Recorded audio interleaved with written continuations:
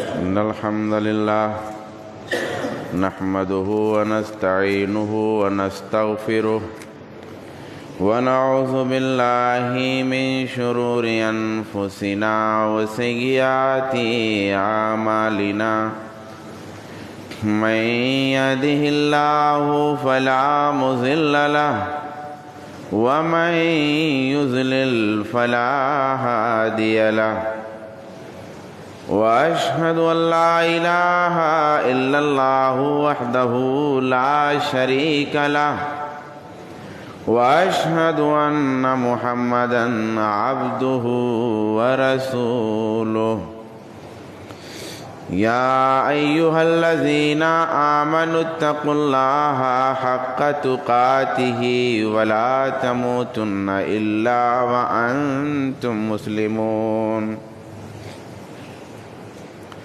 يا أيها الناس اتقوا ربكم الذي خلقكم من نفس واحدة وخلق منها زوجها وبث منهما رجالا كثيرا ونساء واتقوا الله الذي تساءلون به والأرحام إن الله كان عليكم رقيبا يا أيها الذين آمنوا اتقوا الله وقولوا قولا سديدا يصلح لكم أعمالكم ويغفر لكم ذنوبكم ومن يطع الله ورسوله فقد فاز فوزا عظيما أما بعد فإن خير الحديث كتاب الله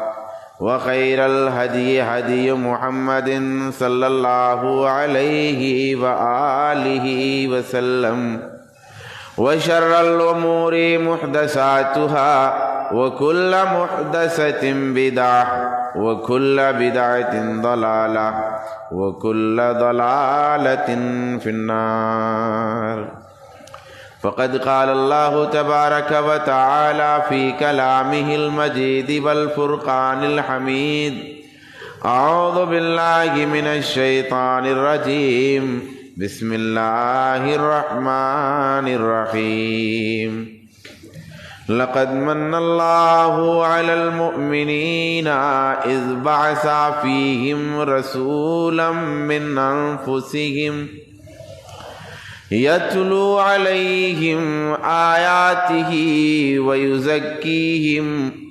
ويعلمهم الكتاب والحكمة وإن كانوا من قبل لفي ضلال مبين. حاضرین جمعہ،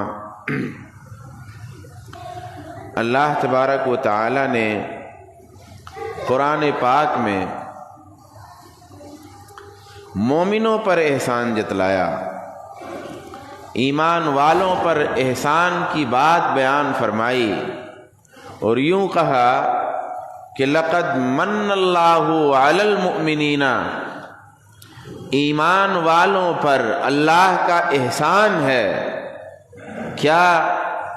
اذ بعث فیہم رسولا من انفسہم، کہ اللہ تبارک و تعالی نے انہی میں سے ایک رسول ان کے اندر بھیجا. لقد من اللہ علی المؤمنین اذ بعث فیہم رسولا من انفسہم. یقیناً اللہ تبارک و تعالی کا یہ کرم ہے، یہ احسان ہے کہ اللہ نے مومنوں کے اندر انہی میں سے ایک رسول بھیجا. یہ احسان بیان فرمایا. اور کام کیا ہے؟ یتلو علیہم آیاتہ. احسان کس بات پہ ہے؟ یتلو علیہم آیاتہ، کہ ان پر اس کی آیتیں تلاوت کرتا ہے. یعنی احسان جو نبی بھیجنے کا اللہ تبارک و تعالی نے جتلایا، وہ ایک اس بات پہ جتلایا کہ آیتیں اللہ کی وہ تلاوت کرتے ہیں. تو تلاوت آیات، ابھی جیسا کہ پیوستہ خطبہ جمعہ میں نے یہ بات کہی تھی کہ اگر آپ کو لگتا ایسا ہے کہ یہ تلاوت آیات، یہ مسجدیں، یہ خطبہ جمعہ، یہ چھوٹے سے مکاتب کچھ غیر اہم ہیں، یا چونکہ روٹین پہ ہونے کی وجہ سے، یا روزانہ ہونے کی وجہ سے، یا مسلسل ہونے کی وجہ سے، یا میسر اور فراہم ہونے کی وجہ سے آپ کو اگر معمولی لگتے ہیں تو آپ ہوا کے رخ سے سمجھ لیجئے کہ یہ کتنے غیر معمولی ہیں، کتنے اہم ہیں. اس بات سے سمجھ لیجئے کہ ہوا کا رخ کیا ہے، اس بات سے سمجھ لیجئے کہ جہاں یہ باتیں نہیں ہیں وہاں کیا ہے. واللہ نے کس بات پہ احسان جتلایا؟ یتلو علیہم آیاتہ، کہ وہ پیغمبر ان پر اللہ کی آیتیں تلاوت کرتا ہے. تو صرف آیتوں کی تلاوت جہاں ہوتی رہے ایک بڑا کام ہے. بچے آیتوں کی تلاوت کرتے رہیں، اساتذہ آیتوں کی تلاوت پڑھا رہے ہوں، آیتوں کی تلاوت کا اہتمام ہو، ایک یہی کام بھی ایک بڑا کام ہے. اسی لیے اللہ تبارک و تعالیٰ نے احسان جتلایا کہ وہ پیغمبر جو ہم نے بھیجا اور مومنوں پر جسے بھیج کر ہم نے احسان کیا، وہ پیغمبر جو ایک پہلا کام کرتا ہے وہ یہ ہے کہ یتلو علیہم آیاتہ، ان پر اس کی آیتیں تلاوت کرتا ہے، پہنچا رہا ہے، اطلاع کر رہا ہے. وَيُزَكِّيهِمْ، اور ان کا تزکیہ کرتا ہے، ان کو پاک کر رہا ہے، ان کے دل کو، ان کے دماغ کو، ان کے ذہن کو، ان کے عادات کو، ان کے اخلاق کو. معلوم یہ ہوا کہ تلاوت آیات کے ساتھ تزکیے کا بھی اہتمام ہونا. مسجد میں مدرسہ چل رہا ہے، بچوں کو تلاوت آیات تک پہنچ ہو رہی ہے، ٹھیک ہے، لیکن اس کے آگے پھر تزکیہ بھی ہونا چاہیے. اگر آیات کی صرف تلاوت ہے، وہ چاہے تلاوت مدرسے میں سیکھا ہو، رابع تک، ثالث تک، خامس تک، کسی بھی مرحلے تک، اگر اس نے صرف تلاوت آیات سیکھی ہے تو ہوا کا رخ اسے بہا لے جائے گا. اور کبھی کبھی کچھ سننے میں آ جاتا ہے اور لوگوں کو تعجب ہوتا ہے. تعجب کی کوئی بات نہیں ہے، کیونکہ اس نے سیکھا ہی صرف تلاوت آیات ہے. تلاوت آیات سے پھر تزکیہ ہے، دل پاک ہو جانا چاہیے، برین واش ہو جانا چاہیے، ذہن میں تبدیلی ہو جانی چاہیے، فکر پختہ ہو جانی چاہیے. ایسا نہ ہو کہ تلاوت آیات کے مقابلے میں کوئی دوسرا برین واش کر دے اور ہوا چلائے تو اڑ جائیں. اس لیے تلاوت آیات کے ساتھ یہ پیغمبر کا ایک کام اور ہے، وَيُزَكِّيهِمْ، اور ان کا تزکیہ کرتا ہے، ان کو پاک کرتا ہے، گزارتا ہے پروسیس سے. وَيُعَلِّمُهُمُ الْكِتَابَ وَالْحِكْمَةَ، اور ان کو کتاب و حکمت کی تعلیم دیتا ہے. کتاب و حکمت کی تعلیم سے پہلے تلاوت اور تزکیہ کا بیان ہے، اس لیے کہ یہ دونوں کچھ خاص حوالوں سے اپنے آپ میں بہت اہم ہیں.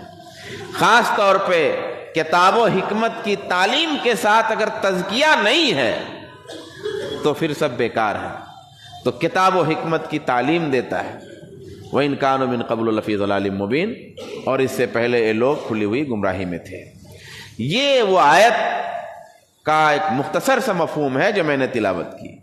اللہ تبارک و تعالیٰ نے اس آیت میں جو بطور خاص جس پوائنٹ کو ہائی لائٹ کرنا ہے وہ یہ ہے کہ نبی اکرم صلی اللہ علیہ وآلہ وسلم کو اللہ تبارک و تعالیٰ نے مومنوں کے حق میں بطور احسان ذکر فرمایا کہ آپ ایک نعمت ہیں، آپ ایک احسان ہیں اللہ تبارک و تعالیٰ کی طرف سے امت پر، دنیا والوں پر. احسان کیسے ہیں وہ ایک دوسری طرف بات چلی جائے گی. اب میں 3 باتیں رسول اکرم صلی اللہ علیہ وآلہ وسلم کی سیرت کے حوالے سے بیان کروں گا تاکہ وہ 3 باتیں ہمارے ذہنوں میں راسخ ہوں. رسول گرامی صلی اللہ علیہ وآلہ وسلم کہ سیرت کیا ہے؟ جب آپ کو یہ لگے، جب یہ محسوس ہو کہ قرآن کی یہ آیت پر عمل مشکل ہے، قرآن میں جو یہ حکم بیان ہے یہ اب آج کے زمانے میں ویلڈ نعوذ باللہ نہیں ہے، آج کے زمانے میں اس حکم پر عمل نہیں ہو سکتا ہے، وہ حالات نہیں ہیں کہ قرآن پہ کما حقہ عمل کیا جائے، جب اس طرح کی کوئی بات آئے تو رسول اکرم صلی اللہ علیہ وسلم کی سیرت دیکھ لی جائے۔ جب محسوس یہ ہو کہ سچویشن بالکل مخالف ہے، تب رسول صلی اللہ علیہ وسلم کی سیرت دیکھ لی جائے۔ اما عائشہ رضی اللہ تعالی عنہا سے سوال کیا گیا کہ آپ کا اخلاق کیا تھا؟ اما عائشہ جب سے نبی صلی اللہ علیہ وسلم کے گھر آئیں تو نبی صلی اللہ علیہ وآلہ وسلم کو بحیثیت نبی آپ کی ایک ایک ادا کو دیکھا، اور بحیثیت شوہر بھی آپ کی ایک ایک ادا کو دیکھا، اور سماج کے ایک بڑے آدمی تھے تو بڑے آدمی کی حیثیت سے بھی آپ کی ایک ایک ادا کو دیکھا۔ روایت کے الفاظ سے ایسا لگتا ہے، جواب میں چونکہ وہ ٹھہری نہیں اس لیے ایسا لگتا ہے کہ آپ کی ایک ایک ادا کو اماں دیکھتی جاتی تھیں اور دماغ میں آپ کے قرآن کے صفحات پلٹتے جاتے تھے،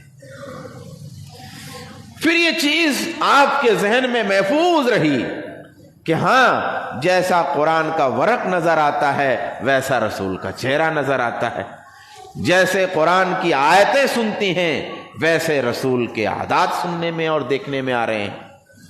پھر ایک سائل نے سوال کیا کہ اللہ کے رسول کا اخلاق کیسا تھا، اور یہ جواب تو بن چکا تھا اور اتنا پختہ بنا ہوا تھا کہ سائل نے سوال کیا تو جواب میں ایک لفظ ہی تو موجود تھا، کانا خلقہ القرآن، آپ کا اخلاق قرآن تھا۔ یعنی قرآن پر کہیں بھی ڈیفیکلٹ محسوس ہو، وہاں کہیں کنفیوژن لگے، آپ کی سیرت دیکھ لیجئے سب پرفیکٹ دکھے گا۔ تو رسول اکرم صلی اللہ علیہ وآلہ وسلم کی جو سیرت پاک ہے، آپ کی جو پریکٹیکل زندگی ہے، اس زندگی سے مسائل اور مشکلات کا حل سمجھ میں آئے گا کہ کس طرح سے کس سچویشن میں آپ نے کس بات کو ہینڈل کیا۔ الگ الگ حالات آئے، اندر بھی آئے باہر بھی آئے۔ ہم کہتے ہیں نا کہ بھائی ارے ہمارے اندر بڑے خبری ہیں، بڑے منافق ہیں، بڑے غدار ہیں، ہماری ہی قوم کے لوگ ہمارا کام خراب کر دیتے ہیں۔ ارے رسول کے مدینے میں منافق بھی تھے، ہاں 300 کے سے کم و زیادہ کی تعداد منافقوں کی میدان احد میں جاتے ہوئے واپس آ جاتی ہے۔ ہاں منافق رسول کے ساتھ غزوہ خندق میں ہیں، منافق تھے کہاں نہیں؟ منافق تو تب تھے جب قرآن اتر رہا تھا، جب معجزات ہو رہے تھے، جب اللہ کے رسول کی انگلیوں سے پانی کی روایتیں جو آپ سناتے پڑھتے وہ ہو رہا تھا، جب صحابی کے گھر کا کھانا سارے لوگوں کے لیے کافی ہو جا رہا ہے تب منافق تھے۔ تو مولوی صاحب کی کیا حیثیت ہے؟ نبی کی موجودگی میں جب منافق تھے تو یہ زمانے میں تو منافق رہیں گے ہی۔ تو منافقت کو پیش کر کے ہماری ذمہ داری نہیں ختم ہو جاتی کہ ہمارے زمانے میں بڑی پریشانی اندر ہی ہے۔ ارے وہاں بھی اندر موجود تھے بھائی، وہاں بھی اندر موجود تھے۔ میں نے غزوہ کسی سیرت کے بیان میں یہ بات پیش کیا کہ عبداللہ بن ابی نے بھی مشورہ دیا تھا کہ اللہ کے رسول اندر ہی لڑائی لڑنی چاہیے، اور اندر لڑائی لڑنے کا مشورہ کیوں تھا اس کا؟ حالانکہ یہ مشورہ تو ابو بکر کا بھی تھا رضی اللہ تعالیٰ عنہ، لیکن اس لیے تھا کہ اندر چھپنے میں آسان ہوگا، جب حالات آئیں گے تو چھپ جائیں گے، اور جب حالات ٹل جائیں گے تو نکل آئیں گے کدھر گیا کدھر گیا۔ یہ منافقت تھی، موجود تھی۔ تو رسول اکرم صلی اللہ علیہ وسلم کی سیرت طیبہ میں ہمارے مسائل کا حل ہے۔ صلح حدیبیہ، آئیے صلح حدیبیہ सुलह हुदैबिया सन 6 हिजरी में होती है। हुदैबिया एक जगह का नाम है। उस जगह पर मुसलमानों को उम्रा करने जा रहे थे, रोक दिया गया था, लंबा वाकया है। तो वहां पर मुसलमान रुके और फिर हालात ऐसे हुए कि एक एग्रीमेंट पास हुआ। यह सन 6 हिजरी का वाकया है। इसमें एक अहम बात यह थी कि फरीकैन में जंग नहीं होगी 10 साल तक। कितने साल तक जंग नहीं होगी भाई? 10 साल तक। और भी बड़े सख्त सख्त उसमें बातें थी। जब ये एग्रीमेंट हो गया कि जंग बंद रहेगी 10 साल तक, तो मुसलमानों को दावत व तबलीग का खुलकर मौका मिल गया। अब आप एक एक लफ्ज पे यहां से गौर करना है। अब फतेह मक्का होता है 20 रमजान सन 8 हिजरी में। 6 और 2 8। टारगेट तो पहले से था। जब रसूल ने कहा कुलू ला इलाहा इल्लल्लाह, तभी से सारा प्लान चल रहा था। लेकिन ये 2 साल का गैप मिल गया। समझना भाइयों, ये 2 साल का गैप मिल गया, ये 2 साल का स्पेस मिल गया। पूरी प्लानिंग तो पहले से थी ही। वो 2 साल के गैप को भरपूर मुसलमानों ने इस्तेमाल किया। और 2 साल का गैप ऐसा इस्तेमाल किया कि सन 8 हिजरी में जब मक्का फतेह किया तो एक ठाठे मारता मुसलमानों का समुंदर था। फर्क अब सीरत से नसीहत, वाकया नहीं बताना मकसद था। वाकया तो बड़ा लंबा है, पढ़ लेना। अर्रहीकुल मख्तूम तो तकरीबन हर जगह मिल जाएगी, उसमें मौजूद है सब। उसमें जो बात मुझे बतानी है वो एक लाइन की है। वो ये है कि हमको जब स्पेस मिलता है तो चादर ओढ़ के सो जाते हैं। हमको जब स्पेस मिलता है तो चादर ओढ़ के सो जाते। गफलत वाली नींद। खटखट जब दरवाजे पे तेज आवाज होती है और ऐसा लगता है दरवाजा टूट जाएगा, मकान गिर जाएगा, छत फट जाएगी, आंधी आ गई, तूफान आ गया, तो चादर खोलते हैं और उठने की कोशिश करते हैं। लेकिन जब तक आवाज जब बंद हो जाती है तो फिर ओढ़ के लंबी तान लेते हैं। 70 साल का गैप था। 70 साल का। 70 साल के गैप में इतना मौका था कि चल भाई, मोटरसाइकिल उसको है लेकिन हमारे पास साइकिल है, हम डबल चला के पहुंचेंगे, मगर पहुंचेंगे। मगर एक बार ऐसा हो गया कि साइकिल तोड़ दो, नहीं चला सकते। 70 साल के गैप में गफलत की नींद खूब सोए। जब भी मौका गैप मिलता है तो वो गैप हम गफलत के आराम के लिए इस्तेमाल करते हैं। मुसलमानों को गैप मिला तो उन्होंने दावत के लिए इस्तेमाल किया। ये फर्क है रसूलुल्लाह की सीरत में और हमारी जिंदगी में। ये एक पॉइंट था। दूसरा, ये रसूल ग्रामी सल्लल्लाहु अलैहि वसल्लम को 40 साल में नबूवत मिलती है। 40 साल में नबी की दयानत, नबी की अमानत, नबी की शराफत, नबी की हर चीज लोगों ने बचपन से आपका देखा। 40 साल तक अल्लाह तबारक व तआला ने उस पैगंबर को बाजारों में फिराया, मक्के की गलियों में चलाया। सोशल इशूज में आप शरीक हुए, हिल्फुल फजूल में आप शरीक हुए, बीमारों की तीमारदारी में गए। हजरत अम्मा खदीजा रज़ी अल्लाह तआला अन्हा बयान फरमाती, कल्ला वल्लाहि ला युखज़ीकल्लाहु अबदा इन्नका लतसिलुर रहमा व तहमिलुल कल्ला व तक्सिबुल मादूमा व तक़रिज़ ज़ईफ़ा व तुईनु अला नवाइबिल हक़। कि ऐ नबी, आपको अल्लाह बर्बाद नहीं करेगा।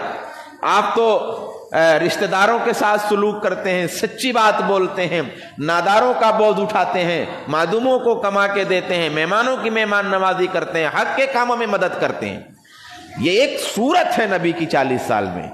40 साल के अंदर नबी सल्लल्लाहु अलैहि वसल्लम समाज के एक अच्छे, ईमानदार, शरीफ, जरूरत वाले आदमी बन के रहे। यानी समाज की एक जरूरत, गरीबों ने आपको अपना मसीहा समझा, कमजोरों ने आपको अपना सहारा समझा, आने वाले मेहमानों ने आपको मेहमान नवाज समझा, रिश्तेदारों ने अपने एक रिश्तेदार को अहम आदमी समझा कि हमारे काम आएगा, पूरे समाज ने आपको सच्चा समझा, आपके पास अमानतें रखी गई, समाज की जरूरत बने आप। मैं एक बात कहता हूं, एक लाइन की। आप ये बताइए, अब्दुल्ला डॉक्टर है, دوائی بھی اچھی نہیں دیتا، صلاحیت بھی نہیں ٹھیک ہے اور پیسے بھی زیادہ لیتا ہے. اور رام پرساد دوائی بھی اچھی دیتا ہے، کوالیفائڈ بھی ہے اور پیسے بھی کم لیتا ہے. دوا کہاں کراؤ گے؟ عبداللہ کے پاس کراؤ گے کہ رام پرساد کے پاس کراؤ گے؟ رام پرساد کے پاس کرائیں گے. کیوں؟ ہماری ضرورت ہے. سماج میں ہم اپنے آپ کو یہ ثابت کر دیں کہ ہم تمہاری ضرورت ہیں. موقع ملا تھا ہم کو، ہم وہ ثابت نہیں کر پائے. یہاں تو رسول اللہ صلی اللہ علیہ وسلم نے سماج میں اپنے کیریکٹر کو چھان کر کے 40 سال تک رکھ دیا، مگر اس کے بعد بھی اللہ کے رسول نے جب کہا قولوا لا الہ الا اللہ تو لوگوں نے ریجیکٹ کر دیا. ریجیکٹ تو کیا لوگوں نے، لیکن اللہ نے آپ کی اس 40 سالہ زندگی کو دلیل کے طور پہ پیش کیا. کہا اے نبی آپ ان کو بتا دو، اگر یہ آپ کو کاہن کہتے ہیں، آپ کو شاعر کہتے ہیں، آپ کو مجنو کہتے ہیں، آپ کو کہتے ہیں قرآن گھڑ لیا، تو کہہ دو فقد لبثت فیکم عمرا من قبلہ، اس سے پہلے 40 سال تک تمہارے اندر میں کھڑا رہا، کبھی جھوٹ نہیں بولا، کبھی امانت کے خلاف نہیں گیا، کبھی کوئی برائی تم نے نہیں دیکھی، تو پھر اللہ کے لیے میں کیسے جھوٹ بول سکتا ہوں؟ یہ 40 سال کی زندگی کو اللہ نے دلیل کے طور پہ پیش کیا اور قرآن میں کہا، نبی کو کہا کہ آپ بتائیے. ایک نصیحت اور معلوم ہوئی، ایک بات اور معلوم ہوئی، جس کو آپ نے جتنا ہی زیادہ آبزرو کیا ہے اس کے بارے میں جب بھی کوئی منفی بات آئے آپ پہلے نہ قبول کریں. اگر کسی کو بچپن سے دیکھا ہے، 40 سال تک اس کے ساتھ رہے ہو، آپ کا ساتھی بھی ہے، آپ اس کو بہت قریب سے جانتے ہو، تو اس کے بارے میں کوئی کہہ دے کہ اس نے چوری کیا ہے تو آپ بات میں بات مت ملا دو، بلکہ آپ دیکھو کہ 25-30 سال تک ہم اس کے ساتھ رہے ہیں، ہم نے اس کو ایسا نہیں پایا، تو کیسے اس کو اتنی جلدی کہہ دے؟ یہ بھی نصیحت ملتی ہے، یہ بھی اسی میں نصیحت ملتی ہے. تو میرے بھائیوں ایک چیز یہ تھی، ایک چیز اور کہہ کے بات ختم کرتا ہوں. وہ یہ ہے کہ ہماری جو اجتماعیت ہے، اجتماعیت کیسے چلے گی؟ یہ بھی ایک مسئلہ نا اختلاف کا، بہت اختلاف ہے. تو بھائی ایسا نہیں کہ یہ اختلاف آج ہو گیا ہے، کل نہیں تھا. بھائی اختلاف تو کل بھی تھا نا، اختلاف کوئی نیا نہیں ہے. اختلاف پیش کر کے مایوس، ارے بڑا اختلاف مولانا، کام بہت خراب ہو جا رہا ہے. مولانا بھی پریشان ہے، دیکھیے بہت اختلاف ہے، سب کام گڑبڑ ہو جا رہا ہے. میرے بھائی اختلاف آپ ختم کر پاؤ گے؟ اختلاف کب ختم ہوگا؟ تو اختلاف کا نام لے لے کر کے کام خراب کرنے کی نیتی مت ڈالیے. اختلاف تھا، اختلاف ہے، اختلاف رہے گا، کبھی نہیں ختم ہوگا اختلاف. نبی پہ تو دنیا متحد نہیں ہوئی، خاتم النبیین پہ تو دنیا متحد نہیں ہوئی کہ ہاں یہی آخری نبی ہیں، پھر اور کس پہ متفق ہو جائے گی دنیا؟ تو یہ کیوں ڈھنڈورا دن رات پیٹا جا رہا ہے؟ اختلاف ہے، اختلاف ہے، اختلاف. وہ رہے گا، وہ ہے، وہ تھا. رسول گرامی صلی اللہ علیہ، بس اختلاف کو ہینڈل کیسے کرنا ہے، کبھی کم، کبھی زیادہ، کبھی مینج کرنا، کبھی ختم کرنا، یہ سب ہوتا رہے گا. رسول گرامی صلی اللہ علیہ وآلہ وسلم کی وفات ہوتی ہے. نبی کی وفات کے ہونے کے بعد اختلاف ہو گیا.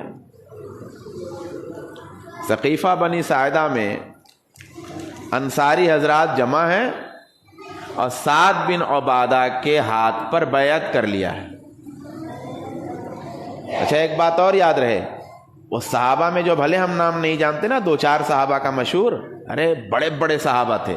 ترتیب تو 2-3 ہی ہے، حضرت ابوبکر، حضرت عمر، حضرت عثمان یا پھر حضرت علی. اس کے بعد تو کون بڑا ہے کون چھوٹا ہے طے نہیں کر پائیے گا. کچھ ترتیبات ہیں، کچھ بعض ناحیے سے، لیکن یہ کہ پھر علل اطلاق کون افضل ہے آج ہمارے یہاں نہیں ہو، فلاں مولانا، بڑھ کے مولانا، پھر اس کے بعد چھوٹے، پھر اس کے بعد، ارے کیسے ترتیب قائم کر پاؤ گے بھائی؟ یہ تو صحابہ میں علماء ترتیب نہیں قائم کر پائے. 2-3 صحابہ میں بیان فرماتے ہیں کہ 3 تک ہم جاتے ہیں، اس کے بعد ہم نمبرنگ نہیں کر پاتے. یعنی حضرت عثمان غنی تک جاتے ہیں، نمبرنگ نہیں کر پاتے، حضرت علی تک جاتے ہیں، نمبرنگ نہیں کر پاتے، اس کے بعد نمبرنگ نہیں ہے. ہاں کچھ صفات کی وجہ سے کچھ مخصوص فضائل ہیں، تو اتنے بڑے بڑے لوگ تھے. تو یہ مقصد صرف اتنا بیان تھا کہ سعد بن عبادہ بہت بڑے صحابی تھے. کیونکہ نام نیا لگتا ہے لوگوں کو تو کہیں گے یہ کون تھے، بہت عظیم صحابی تھے، وہ تو پورے سردار تھے. ان کے ہاتھ پہ بیعت کر لیا. وقالوا للمہاجرین منا امیر ومنکم امیر. اور مہاجرین سے انہوں نے کہا کہ بھائی ایک امیر ہمارا ہوگا اور ایک امیر تمہارا ہوگا۔ انصاریوں میں سے ایک امیر۔ اب انصاری کون تھے؟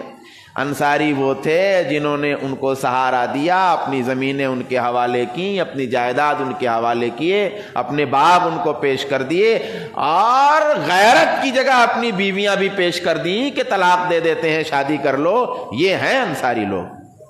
اور پھر یہ مدینے سے نکل کر کے نبی کی انہوں نے حفاظت کی، اور جب چاروں طرف سے مدینے کو ایک دشمنی مول لی تھی نبی کو لے کر کے، مطلب مکے سے دھمکی پر دھمکی آ رہی تھی، رسول صلی اللہ علیہ وسلم کے چاروں طرف، گھر کے چاروں طرف صحابہ پہرا دیتے تھے کہ مدینے کو نوش نہ کھائیں، سرحدوں پہ پہرے تھے کہ رات میں، صبح میں، سحری کے وقت کہیں حملہ نہ ہو جائے۔ کیوں؟ نبی کو لے جا کر کے دشمنی مول لے لیا۔ یہ ہیں انصاری، یہ ہیں انصار مدینہ۔ اب انہوں نے ایک خواہش ظاہر کی تھی۔ کون سی غلط خواہش تھی؟ ایک امیر ہمارے میں سے، ایک امیر تمہیں۔ نبی تو چلے گئے، اب تو اب نبی جب نہیں رہے تو اب ہم برابر ہو گئے۔ اب دیکھیے حضرت ابوبکر صدیق آئے، کہا نحن الامراء وانتم الوزراء، امیر ہم، وزیر تم، الائمۃ من قریش، ائمہ قریش میں سے۔ جانتے، خاموش ہو گئے، بیٹھ گئے۔ اور خلافت کی تاریخ میں کوئی بتا دے کہ کوئی انصاری خلیفہ آیا پھر؟ کیا ابوبکر انصاری تھے؟ کیا حضرت عمر انصاری تھے؟ کیا حضرت عثمان انصاری تھے؟ کیا حضرت علی انصاری تھے؟ کیا امیر معاویہ انصاری تھے؟ کیا مروان انصاری تھے؟ کیا عمر بن عبدالعزیز حضر انصاری تھے؟ کیا یزید انصاری تھے؟ کوئی انصاری ہے خلافت کی یہ پوری فہرست میں؟ کوئی انصاری ہے؟ وہ خلافت جو نبی کی خلافت تھی، نبی کا مصلی، نبی کی امامت، نبی کی خلافت، نبی کی وراثت، نبی کے بعد والی سیادت کس کو نہیں پیاری تھی؟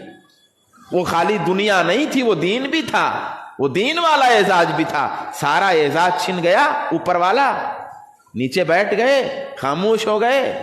یہ جذبہ ہوگا تو اجتماعیت رہے گی، اور یہ جذبہ نہیں رہے گا تو پھر اختلاف نہیں ختم ہوگا۔ اللہ تبارک و تعالیٰ سے دعا ہے کہ بار الہ مجھ کو، آپ کو، سب کو عمل کی توفیق عطا فرمائے۔